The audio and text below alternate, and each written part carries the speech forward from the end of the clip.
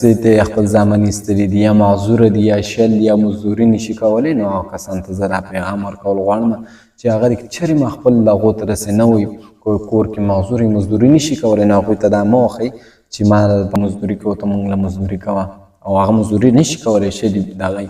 نو څه پته لګي رزق د الله د دغه په دغه کوي. په دې کې راته یو واقعه رایاده شوه.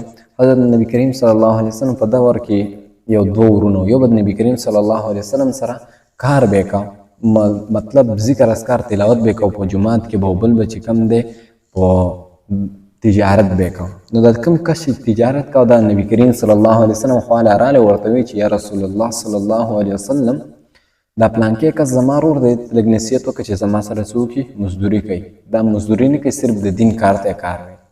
نبي کریم صلی الله علیه وسلم واپس هغه کس ته ووایي چې څه پته لګي دا رزق ته له د نیک دا کوم یو کس چې زما سره ناست دی د دین کار کوي، څه پته لګي رزق د الله د دې په وجه درکوي.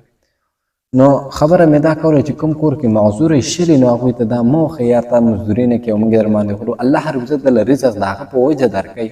څه پته لګي رزق د الله د هغه په وجه درکوي چې الله هغه شل رالیږو. انسان خو داسې نه غواړي چې زه شل دې شم، یا داسې غواړي چې زه نابینا دې راشم دنیا ته. نو دا چېرې مه ورته وایه چې الله شل کو، نو الله رزق وعده الله کړې ده، الله به ورکوي. چې شل شو الله وعده کړې ده رزق به ورکوم، نو چېرې م هغه ته داسې مه وښئ چې موږ رزق دغه ګټو او تاسو یې خورئ. دا خبره ورته مه کوئ. په دې باندې نبي کریم صلی الله علیه وسلم فرمایي ډېر سخت غوسه شو ورته، څه پته لګي رزق د الله د دې په وجه درکوي. نو هغه کسان ته